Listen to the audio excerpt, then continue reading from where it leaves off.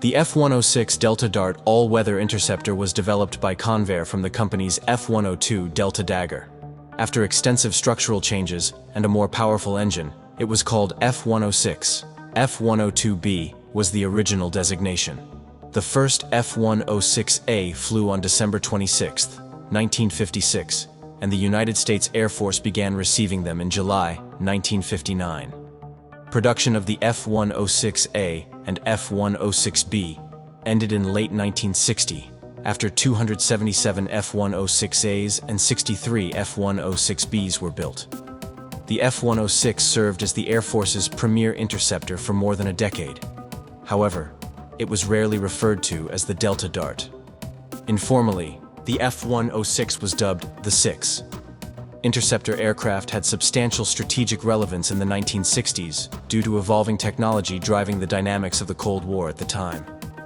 Long-range bombers were highly feared. After the 1960s, aircraft built particularly for interceptor missions became scarce. The Delta Dart was America's last dedicated interceptor, while its Soviet counterpart was the Sukhoi Su-9.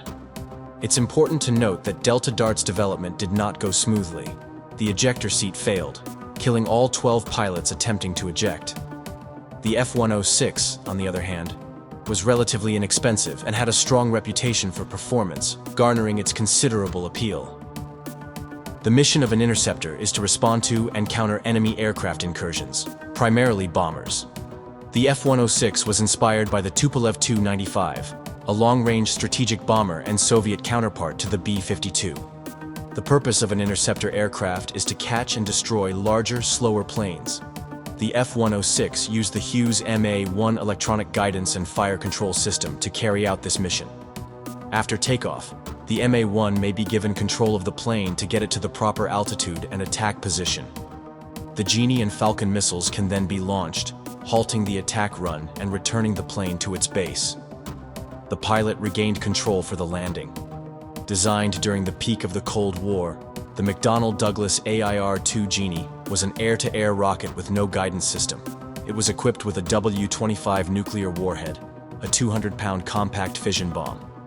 During the Cold War, the United States was surprised at how quickly the Soviet Union cloned not only the atomic bomb, but also its delivery system. During the peak of the tensions, the precarious state of world affairs prompted an acute fear of a nuclear strike, driving both sides to seek ways to defend themselves. As we said, interceptor planes existed to counter long-range strategic bombers, but the tactics of the time needed those bombers to fly in formation, often in large numbers.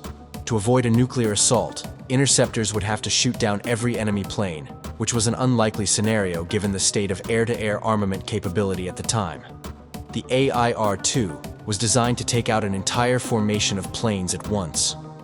The rocket had a range of about 6 miles and was detonated by time delay rather than impact, so it didn't even need to hit an enemy bomber to be successful.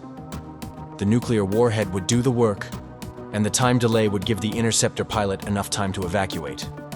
Over 3,000 AIR-2 weapons were created by the US and shared with the Royal Canadian Air Force. For the first time, an AIR-2 was detonated during Operation Plumbob in 1957. As the Cold War continued, interceptor aircraft and weapons like the AIR-2 lost a lot of their utility, and strategic bombers were eclipsed as the most hazardous means of delivering a strategic nuclear strike by intercontinental ballistic missiles. So, in 1988, the AIR-2 was retired from service. Throughout its service life, the F-106 was regularly updated, but in the early 1980s, it was phased out and replaced by the F-15 Eagle. Delta Darts, like their primary weapon, the AIR-2, were assigned to National Guard troops until they were phased out at the end of the decade. The F-106's main battleground was Vietnam, although it never saw combat. For the Pacer 6 program's training, many old F-106s were converted into drones. NASA also purchased 5 F-106 fighter jets for research and testing targeted at improving fighter technology, as well as the Eclipse program, which was the first to use aircraft to aid in spacecraft launch.